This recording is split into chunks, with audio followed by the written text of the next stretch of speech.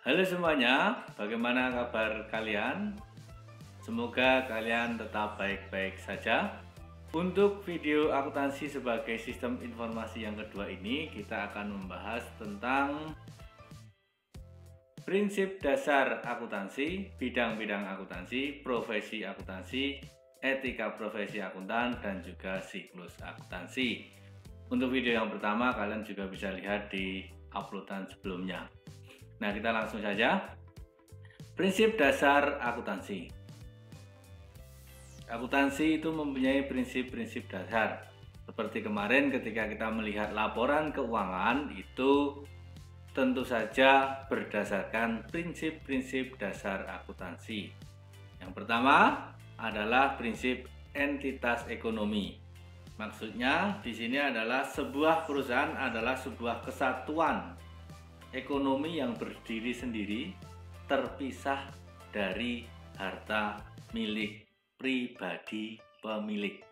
Jadi dipisah antara harta milik perusahaan dan harta milik pemilik atau investor. Yang kedua, prinsip periode akuntansi. Prinsip ini melihatkan bahwa penilaian dan pelaporan keuangan itu dibatasi oleh periode tertentu. Biasanya 1 Januari sampai pada 31 Desember. Yang kedua, prinsip satuan moneter. Bahwa di sini pencatatan itu dalam bentuk mata uang tertentu. Maka di laporan keuangan yang kemarin kita lihat, di situ ada tulisan dalam satuan rupiah penuh. Kemudian prinsip biaya historis, maksudnya adalah mengharuskan sebuah penilaian atau pencatatan transaksi keuangan suatu barang dan jasa berdasarkan biaya-biaya yang dikeluarkan. Itu. Kemudian prinsip kesinambungan usaha yang mempunyai arti bahwa perusahaan atau sebuah entitas usaha itu akan beroperasi terus-menerus dan berkesinambungan. Yang keenam, prinsip konsistensi. Di sini yang dimaksud adalah konsisten, tidak berubah-ubah dalam hal metode, prosedur, dan juga kebijakan dalam mencatat laporan keuangan. Yang ketujuh, prinsip pengungkapan penuh. Maksudnya adalah prinsip akuntansi yang menyajikan informasi keuangan secara lengkap, secara penuh, ya, baik itu metode, perubahan, dan sebagainya itu dicatat secara penuh. Yang kedelapan adalah prinsip pengakuan pendapatan, yaitu yang dimaksudkan adalah penambahan kekayaan yang terjadi akibat kegiatan usaha perusahaan itu harus dicatat. Kemudian yang selanjutnya, kesembilan adalah prinsip mempertemukan. Prinsip mempertemukan di sini adalah mempertemukan biaya yang dikeluarkan perusahaan, kemudian ditemukan atau dimatchingkan dengan pendapatan yang diterima. Maka di sini akan ada laporan laba rugi. Kemudian yang terakhir adalah prinsip materialitas, yang mana ketika mencatat sesuatu di dalam akuntansi itu bernilai. Jadi prinsip akuntansi ini ada 10 prinsip. Selanjutnya kita akan membahas tentang bidang-bidang akuntansi. Nah, ada kurang lebih 11 bidang akuntansi yang nanti kita akan bahas. Yang pertama adalah akuntansi keuangan. Akuntansi keuangan ini adalah akuntansi yang berkaitan dengan pencatatan transaksi keuangan dan penyajian laporan keuangan di dalam sebuah perusahaan. Akuntansi pemeriksaan ini berkaitan dengan kegiatan pemeriksaan atas transaksi atau audit sebuah laporan keuangan. Yang ketiga adalah akuntansi biaya. Ini berkaitan dengan pengelolaan biaya perusahaan, ya, baik yang akan terjadi ataupun yang sudah terjadi. Yang selanjutnya adalah akuntansi manajemen, yaitu akuntansi yang berhubungan dengan kegiatan manajemen perusahaan, di mana informasi yang dihasilkan adalah berupa kuantitatif dan juga kualitatif untuk mendukung kebijakan manajemen. Kemudian akuntansi pajak, ini berhubungan dengan perhitungan perpajakan. Akuntansi internasional, akuntansi yang berhubungan dengan perdagangan internasional atau lintas negara. Selanjutnya, akuntansi sosial, akuntansi yang menangani proses komunikasi atas dampak sosial dan lingkungan atas tindakan ekonomi suatu entitas. Ini misalnya di dalam perusahaan itu memberikan semacam beasiswa terhadap masyarakat umum, atau juga akuntansi di lembaga-lembaga nirlaba, lembaga yang tidak mencari keuntungan. Kemudian akuntansi pemerintah atau akuntansi sektor publik, di mana akuntansi ini berkaitan dengan pencatatan keuangan suatu negara. Kemudian akuntansi anggaran. Akuntansi anggaran berkaitan dengan proses perencanaan keuangan atau anggaran perusahaan dalam periode tertentu. Akuntansi perbankan ini berkaitan dengan pencatatan akuntansi di dalam lembaga perbankan. Kemudian yang terakhir adalah akuntansi pendidikan, di mana akuntansi yang berkaitan dengan dunia pendidikan, yaitu lebih pada transfer ilmu akuntansi.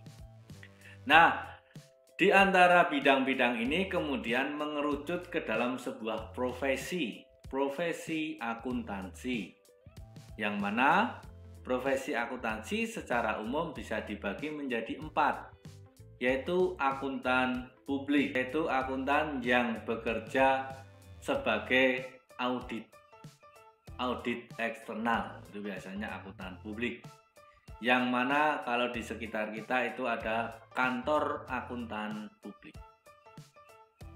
Kemudian ada akuntan swasta, akuntan yang bekerja di perusahaan-perusahaan swasta. Kemudian ada akuntan pemerintah, akuntan yang bekerja di pemerintahan. Yang keempat, akuntan pendidikan, yaitu akuntan yang bekerja di dunia pendidikan, seperti guru, dosen, ataupun tentor yang mengajarkan akuntansi. Nah, para akuntan ini mempunyai suatu perkumpulan atau organisasi yang mana di sini disebut Ikatan Akuntan Indonesia. Webnya adalah www.iaiglobal.or.id. Ya, kita buka saja. Nah, ini adalah website dari Ikatan Akuntan Indonesia. Ada slogannya untuk saat ini, antisipasi profesi atas pandemi. Ikatan Akuntan Indonesia. Nah, kita bisa melihat di sini tentang apa itu IAI, keanggotaan, sertifikasi, standar akuntansi, kompartemen, dan sebagainya. Standar akuntansi ini kemarin juga saya sempat jelaskan sedikit, yaitu kita bisa mengambil di sini standar akuntansi yang ada di web. Silakan kalian bisa membuka menu-menu di sini, banyak sekali itu untuk mengenal IAI, Ikatan Akuntan Indonesia. Kembali lagi ke PPT.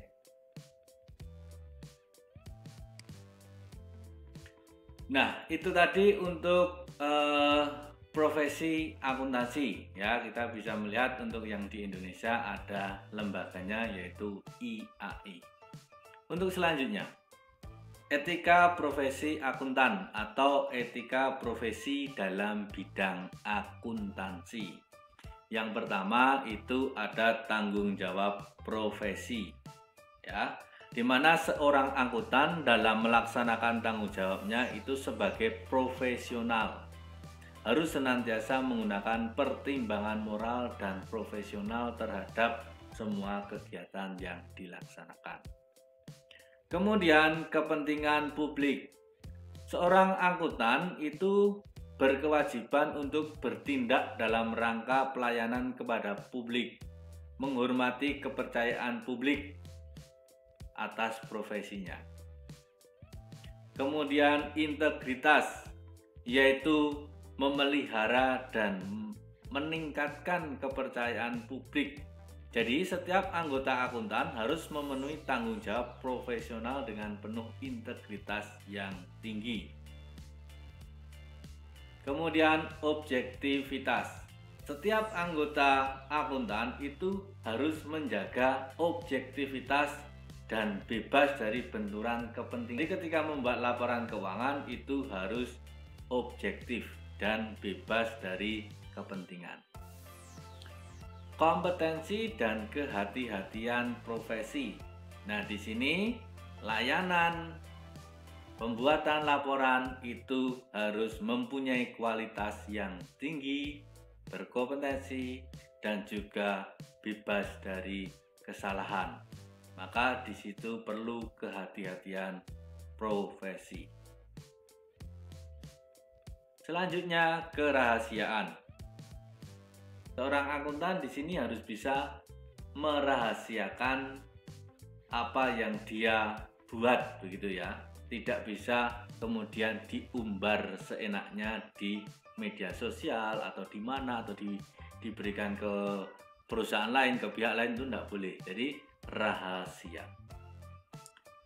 Kemudian perilaku profesional. Di sini setiap anggota akuntan itu harus berperilaku konsisten dengan reputasi profesi yang baik, dan juga menjauhkan tindakan-tindakan yang dapat mendiskreditkan profesi akuntansi.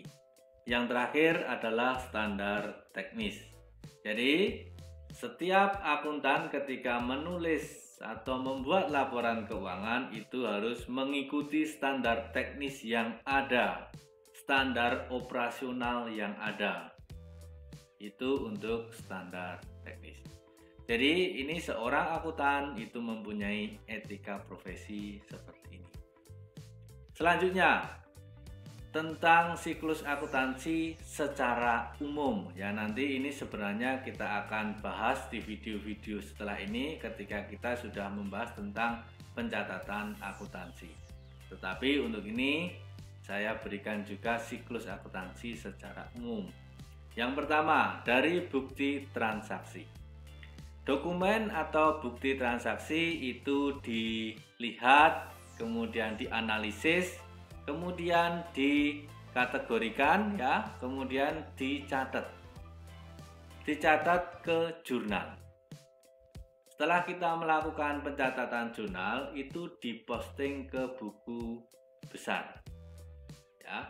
Setelah melakukan posting buku besar itu membuat neraca saldo. Setelah neraca saldo itu ada data-data penyesuaian, maka dibutuhkan jurnal penyesuaian. Setelah adanya jurnal penyesuaian, itu ada neraca saldo setelah disesuaikan. Neraca saldo setelah disesuaikan itu akan membuat kertas kerja dan laporan keuangan. Kertas kerja ini bertujuan untuk memudahkan kita membuat laporan keuangan. Laporan keuangan itu bentuknya yang seperti apa?